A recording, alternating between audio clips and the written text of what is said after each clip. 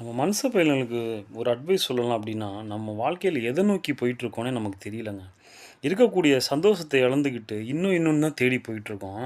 நம்ம கொஞ்சமாவது யோசிச்சு பார்த்துப்போம். நம்ம பார்த்துட்டு இருக்க இந்த வேலை தான் பல லட்சக்கணக்கான டிகிரி முடிச்ச வேலை ஜாப்லெஸ்ல இருக்காங்க பார்த்தீங்களா? அவங்களுடைய கனவுங்க.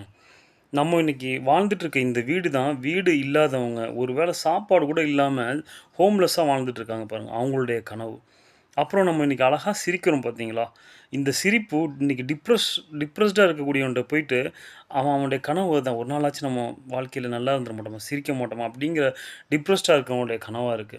ஏன் இன்னைக்கு நம்ம இன்னைக்கு ஆரோக்கியமா இருக்கோம், ஹெல்த்தியா இருக்கோம். நம்ம வந்து கா காட் பிளெஸ்டுன்னு நம்ம சொல்லலாம். ஆனா, இன்னைக்கு உயிருக்கு போராடிக்கிட்டு எத்தனையோ லட்சம் பேரு ஆஸ்பத்திரி மாத்திரையும் கையுமா அலைஞ்சுட்டு இருக்கான்ல. அவனுடைய ஒரு நாள் கனவு தாங்க அது.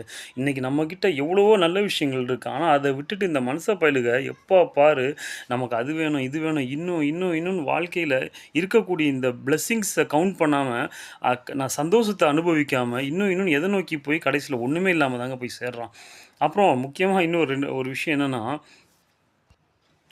நாம இல்லாதபோது நம்மள பத்தி ஒருத்தன் பேசிட்டு இருக்கான்னு வையுங்களேன், அதுக்கு முக்கியமா 2 காரணமா தாங்க இருக்கும். அதுல முதலாவது நம்ம வந்து பிரபலமா இருக்கணும். அப்படி இல்லன்னா, அவனுக்கு நம்ம ப்ராப்ளமா இருக்கணுங்க. அப்படி இருந்தா மட்டும் தான் நம்மள பத்தி தேவையில்லாம பேசிட்டு இருப்பாங்க. அதனால நம்ம அதெல்லாம் வொரி பண்ணாம, நாம நம்மளுடைய கோல நோக்கி போயிட்டே இருப்போங்க. நம்ம லைஃப் நமக்கு சக்சஸ்ஃபுல்லா போகும் அப்படின்னு சொல்லி நான் இன்னைக்கு முடிச்சுக்கிறேங்க. Thank you.